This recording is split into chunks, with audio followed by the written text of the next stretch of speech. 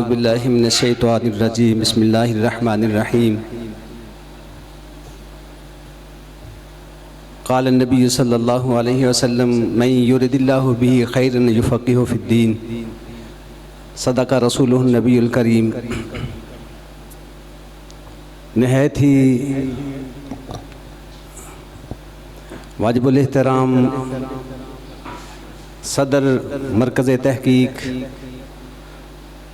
Professor doctor Muhammad Ishaq Qureshi صاحب اور stage پر جلوہ افروز نہایت ہی محترم مہمانان گرامی اور میزبان، معزز حاضرین کرام، میرے لیے یہ بڑی سعادت کی بات ہے کہ یہ مرکز تحقیق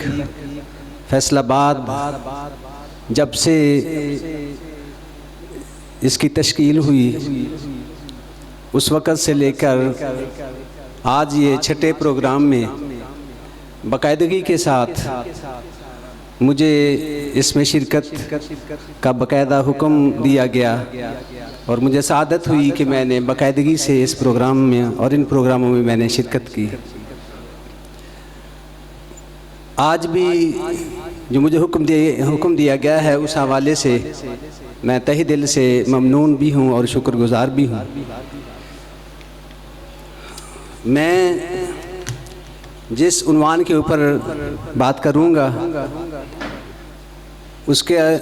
اصل الفاظ ہیں فتاوی رضویہ کی خصوصیات، یعنی فتاوی رضویہ جو ہے اس کی خصوصیات کیا ہے۔ امام احمد رضا خان بریلوی رحمۃ اللہ تعالی علیہ آپ عالم اسلام کی ایک نامور شخصیت ہے اور متعدد پہلوؤں پہ آپ نے تصنیفی کام کیا ہے، اور ان میں جو سب سے اہم کام ہے وہ فتاوی رضویہ ہے، جس کا نام جو ہے اصل نام وہ العطایہ النبویہ ہے، یعنی العطایہ نبویہ فی الفتاوی رضویہ یہ ہے۔ ایک بار اسے طبع کیا گیا تو یہ 12 جلدوں پر مشتمل، اور پھر مزید جامعہ نظامیہ جس کی بہت بڑی کاوش ہے اور قابل تحسین کاوش ہے، انہوں نے اس پر مزید تحقیق کر کے اسے 30 جلدوں میں شائع کیا ہے، اور یہ ایک ایسا فتاوی ہے کہ جس کو بہت سارے اہل علم نے فقہی انسائکلوپیڈیا کا نام دیا ہے، اور اس کی عظمت کا شاید ہم لوگ جو ہے وہ جانتے نہیں ہیں، ہمارے عام لوگ، لیکن اس کی عظمت اس وقت مزید آشکار ہو جاتی ہے کہ جب ہم اس فتاوی کو عصری فتاوی کے ساتھ اس کا تقابل کرتے ہیں، کہ ہمارے اردو میں جتنے بھی فتاوی جات ہیں اس وقت ان کے ساتھ جب اس کا تقابل کیا جائے تو پھر یہ پتہ چلتا ہے کہ یہ فتاوی جو ہے یہ کتنا عظیم فتاوی ہے۔ میں نے جسی یونیورسٹی میں ایک ایم فل لیول پہ اسی بات پہ تحقیق کرائی کہ 3 فتاوی جات جو ہیں ان میں ایک فتاوی رضویہ تھا، 2 اور فتاوی تھے، ان کے تقابل پہ میں نے جو ہے وہ کام کرایا تھا، اور انتہائی خوبصورت، جس سے یہ کلیئر ہو جاتا ہے کہ یہ فتاوی جو ہے یہ واقعتاً کتنا عظیم فتاوی ہے۔ بہرحال اس کی بہت سی خصوصیات ہیں، وقت کی مناسبت سے میں چند ایک خصوصیات جو ہیں ان پر جو ہے وہ روشنی جو ہے وہ ڈالوں گا۔ ان میں ایک بڑی خصوصیت اس کی یہ ہے کہ اس فتاوی میں جو سوال کرنے والے لوگ ہیں وہ صرف کسی خاص علاقے سے منسلک نہیں ہیں، یعنی اور اس سے یہ بات بھی پتہ چلتا ہے کہ امام احمد رضا خان رحمۃ اللہ تعالی علیہ کی جو شخصیت ہے وہ کتنی مسلمہ شخصیت ہے۔ کہ یہ نہیں ہے کہ صرف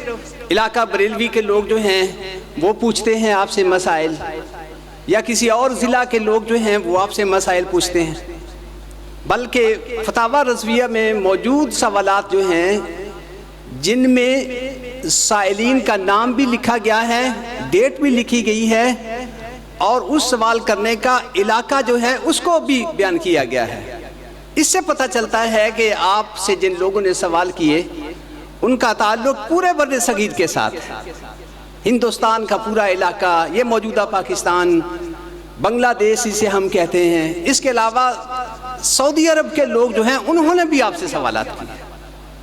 تو اس طریقے سے یہ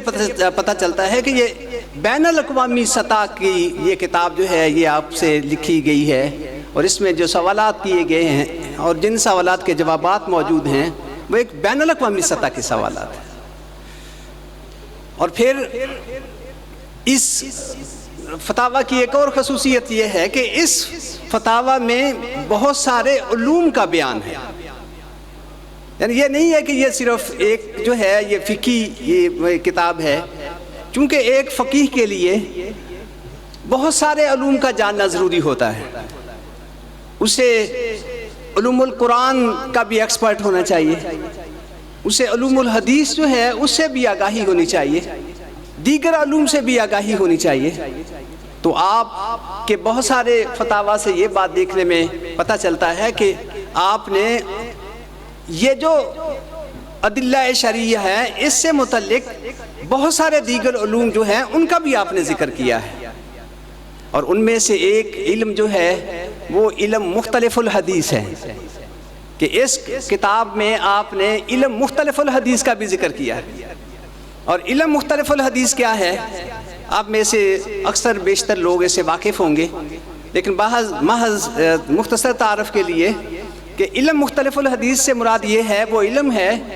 کہ ایک ہی مسئلے کے بارے میں دو مختلف رائے یا دو مختلف عمل کی حدیث ہے، یعنی دو مختلف احادیث ہیں، ان میں دو عمل بتائے گئے ہیں، تو اب ان دو اعمال میں سے کس عمل کو ترجیح دینی ہے، یہ ہے علم مختلف الحدیث۔ تو آپ نے اس علم کا ذکر جو ہے وہ بھی کیا ہے اس فتویٰ میں، اور اس کی مثال میں پیش کرتا ہوں۔ ہمارے ہاں اکثر و بیشتر ہمارا یہ مسئلہ ہے کہ نماز کے وقت ہاتھ کہاں پہ باندھنا ہے۔ ہم لوگ جو ہیں ہمارے ہاں دو مسالک ہیں اس حوالے سے، یا دو عمل جو ہیں، ایک یہ ہے کہ ناف کے نیچے ہاتھ باندھتے ہیں،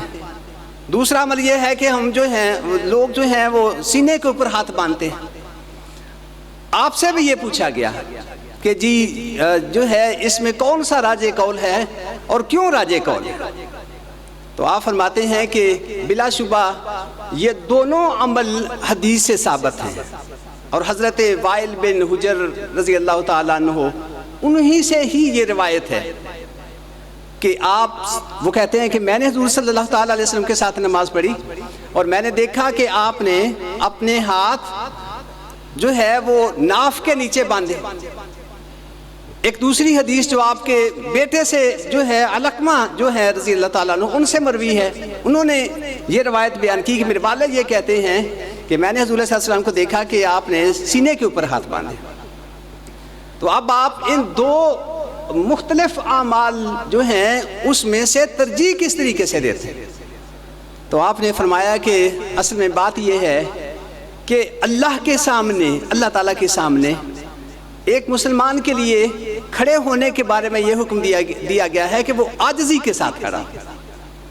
خشوع اور خضوع جو ہے اس کے سامنے ہو۔ اور عرب کا عرف، بلکہ میں تو یہ کہتا ہوں کہ پوری دنیا کا عرف جو ہے اس کو بھی اگر دیکھ لیا جائے کہ کسی بھی بڑے آدمی کے سامنے آدمی عاجزانہ طور پہ کس طرح کھڑا ہوتا ہے، تو آپ فرماتے ہیں کہ چونکہ بڑے آدمی کے سامنے جب ایک انسان عاجزی کے طور پہ کھڑا ہوتا ہے تو وہ سینے پہ ہاتھ نہیں باندھتا بلکہ ناف کے اوپر ہاتھ باندھتا ہے، یہ اس کی زیادہ عاجزی ہے۔ تو لہذا عرف جو ہے، عرفی حوالے سے راجح قول آپ نے اس عمل کو قرار دے دیا کہ نماز چونکہ اللہ کے آگے خشوع اور خضوع اس میں شامل ہوتا ہے، ایک بڑا جو ہے ادب ہے نماز کا خشوع و خضوع، تو لہٰذا سینے پر ہاتھ باندھنا وہ اتنا عاجزی کا اظہار نہیں کرتا جتنا ناف پہ ہاتھ باندھ کر انسان کھڑے ہو کر اپنے اللہ کے سامنے عاجزی کا اظہار کرتا ہے۔ اور پھر آپ نے فرمایا کہ ہاتھ باندھنا سینے پہ البتہ یہ خواتین کے لیے ہے کہ وہاں پہ ستر کو زیادہ اہمیت دی گئی ہے، خواتین کے لیے یہ حکم ہے کہ وہ نماز کے وقت اپنے ہاتھ جو ہیں وہ اپنے سینے پہ باندھیں۔ ایک اور اس جو ہے فتاوی کی بڑی خصوصیت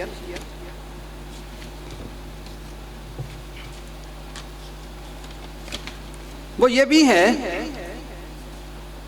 کہ آپ اکثر و بیشتر فتاوی میں عام لوگوں کے سوال ہوتے ہیں، یعنی عام لوگ جو ہیں وہ سوال پوچھتے ہیں،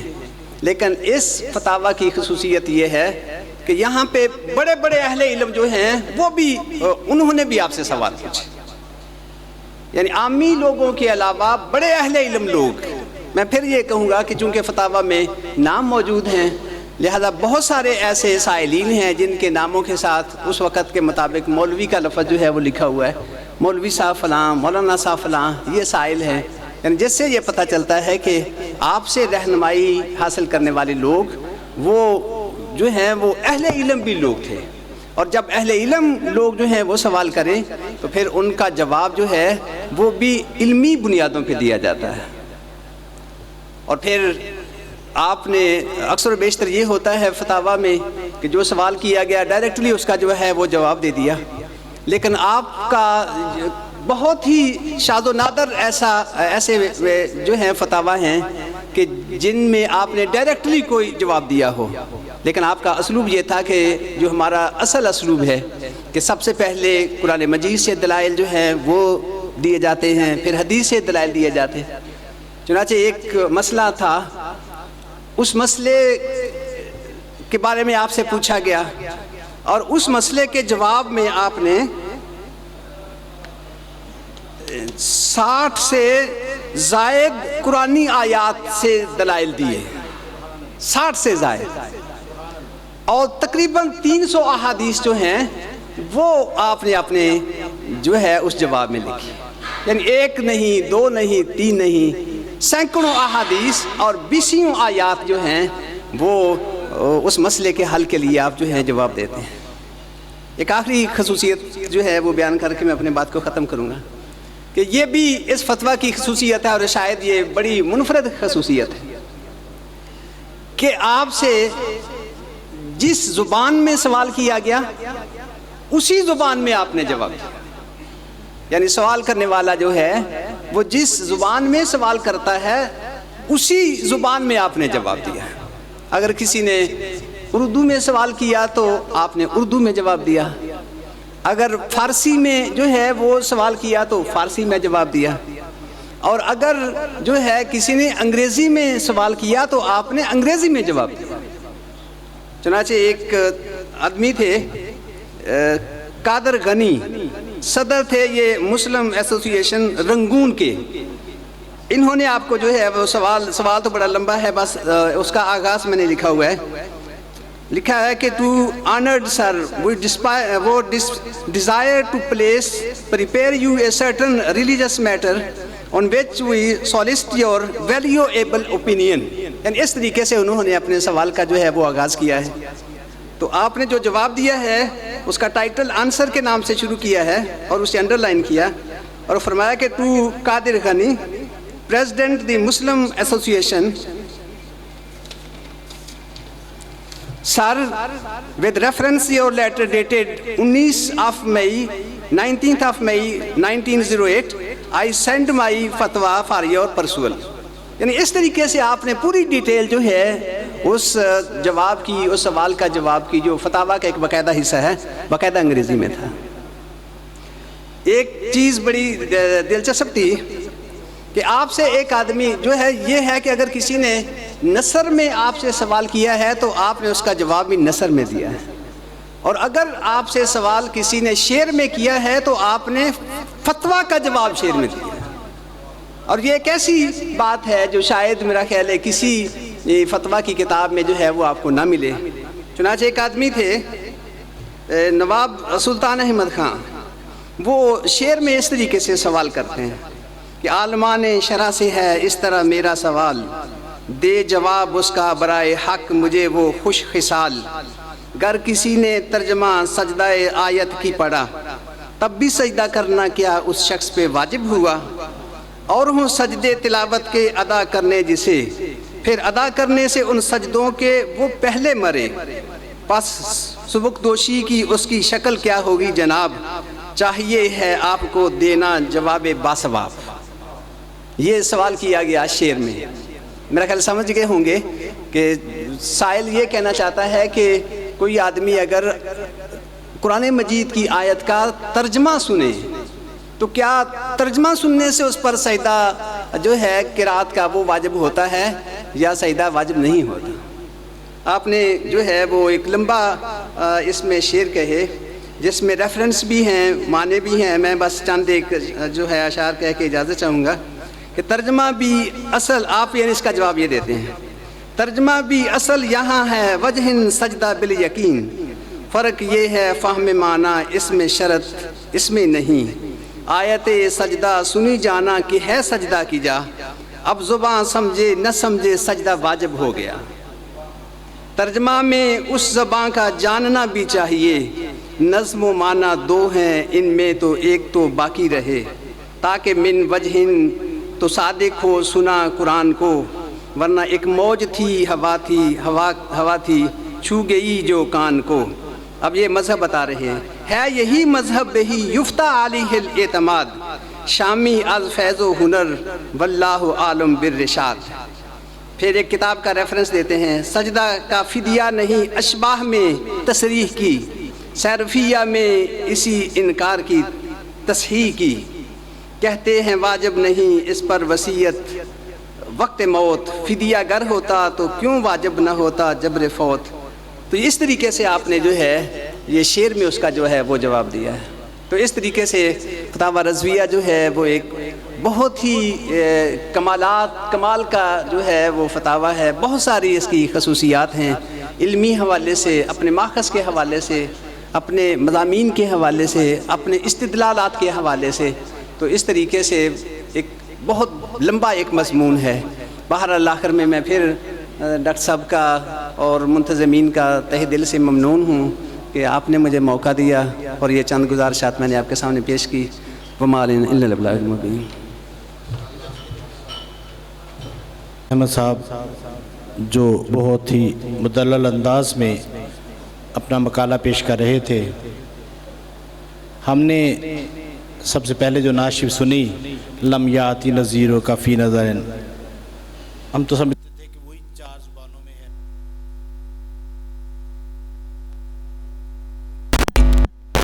شخصیت اتنی اعلیٰ خصوصیات کے حامل ہیں کہ وہ تو فتاویٰ بھی 4 زبانوں میں لکھتے ہیں، اور اس کے علاوہ جو فتاویٰ رضویہ کے خصوصیات ہیں وہ ڈیٹیل میں انشاءاللہ وہ مقالے کی صورت میں جب پرنٹ ہوگا تو اویلیبل ہو جائیں گی۔ اب میں اپنے اگلے فاضل مقالہ نگار کو دعوت دینے جا رہا ہوں۔ آپ لاہور سے تشریف لائے ہیں، علم و فضل کا ایک سمندر ہے، دینی مدارس کی سرپرستی اور خدمت کرتے ہوئے سال گزر گئے۔ آج کل جامعہ حجویریہ داتا علی حجویری کے آستانہ عالیہ پہ جو مدرسہ قائم ہے اس کے محتمم ہیں جناب علامہ شیخ الحدیث محمد صدیق ہزاروی صاحب۔ میں آپ سے نہایت ادب سے التماس کرتا ہوں کہ آپ تشریف لائیں اور اپنے مقالہ کے حوالے سے گفتگو فرمائیں۔